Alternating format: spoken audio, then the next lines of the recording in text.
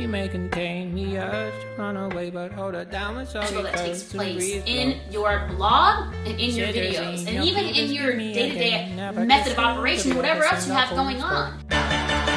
Do you know where the waffles go? They go along to take your honey. Way down how we build our breakfast down and say my love, love, love. La la la, muscle to muscle, to toe to toe. The fear is grip me, but here I go. My heart sings as I jump up. Your hand grips and that my is shutting up.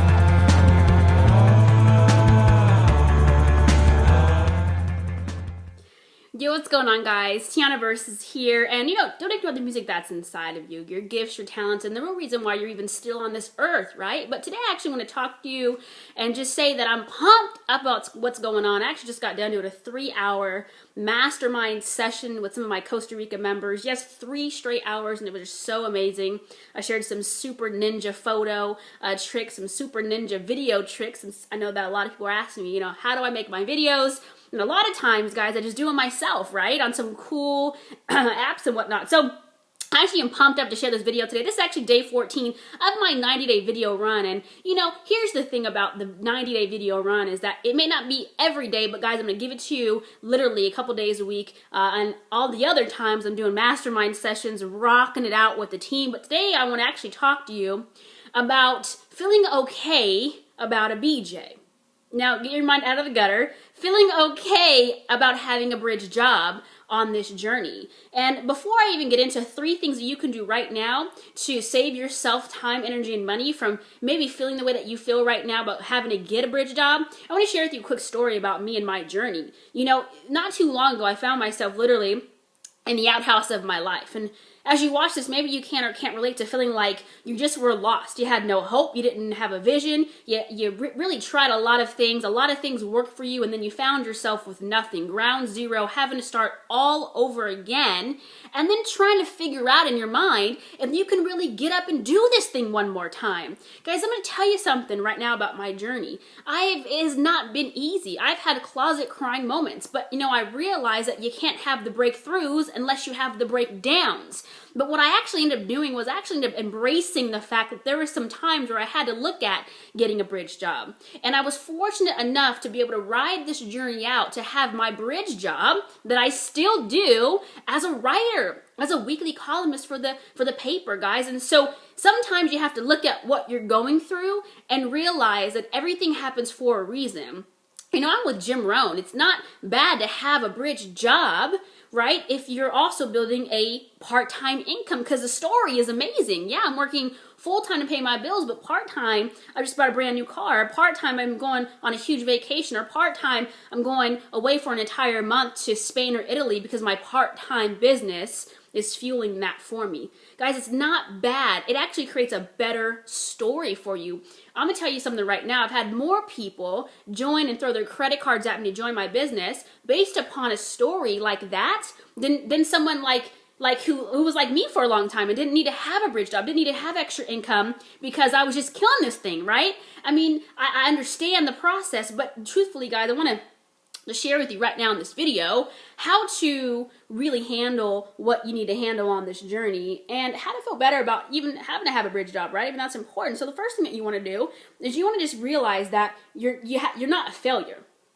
Let me tell you, there's 2 types of things that happen on this journey. You could be like me, right? And for the first couple years, just kill it. 4-figure days, 5-figure months, 23 years of age, 24 years of age, 25 years of age, creator of my own magazine, funded a lot of things myself, and then end up losing everything and having to go and get a bridge job. Happen to be writing, but sometimes our bridge jobs aren't as maybe goal-driven, right? Or you could be like someone else who maybe has to have a full-time, part-time job. You build over a year's period of time, 1, 2, 3 years. You don't even have to look at having a bridge job because your income is so high, you have so much money in the bank that you've paid your dues. You can also be another type of person on this journey as an entrepreneur. Guys, let me tell you something. When I shifted gears and went from offline to building my offline business from an online standpoint, I sacrificed a lot of time, energy, and a lot of money, right? And on things that didn't quite work for me. And let me tell you what happened is I found the secret that was almost a secret, right? And even though I struggled for a while, for my first 7 months or so, I struggled. You know, you kick it into high gear, you know, a couple months later, now it's on cruising altitude. It's on autopilot. I have leads coming in my freaking business every single day, but for 7 months, I didn't see not one lead. Actually, here's a quick story. And if you want to know how to feel better about this journey as an entrepreneur, how to feel more comfortable about maybe having a part-time job while you're building your business, is the second thing is that you almost got to psych yourself out sometimes. And I'm going to give you a quick story on how I actually did that.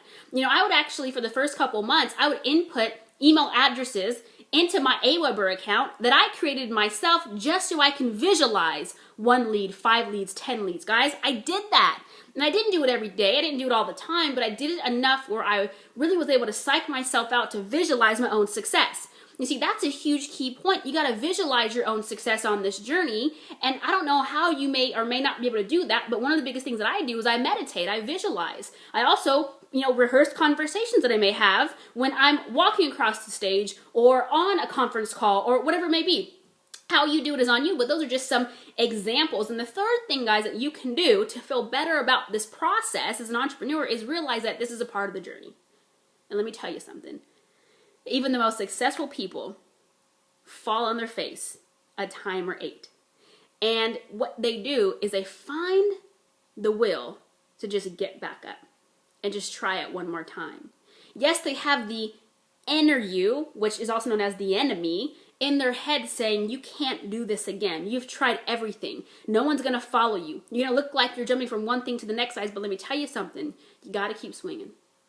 You got to keep going out there, and when you fail, get back up and try again, because that's just a part of the process. And so what if you fail and have to go get a BJ, a bridge job, but you still keep going and you still keep trying until it finally works for you? See, success is not easy. And matter of fact, it's not even that. Oh, another commission. It's voluntary. And so when you're literally coming into this thing as an entrepreneur, don't quit your job too soon. She may contain the urge to run away, but hold her down with all That takes place in your blog and in your videos, and even in your day-to-day method of operation, whatever else you have going on. Do you know where the waffles go? They go along to take your honey. Way down how we build our breakfast down and say my love, love, love.